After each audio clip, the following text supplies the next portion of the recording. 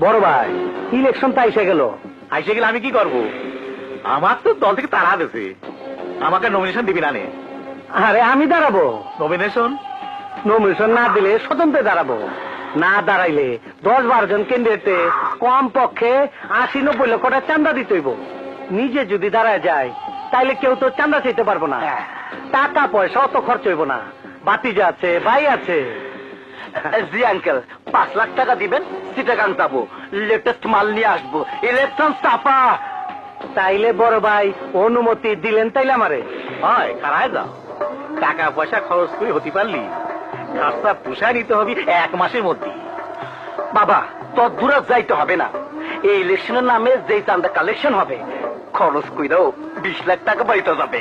শোনো, এই হচ্ছে রাজকীয় ব্যবসা, আমি তো করতে পারলাম না, আমার তো সারা তাড়া দিল।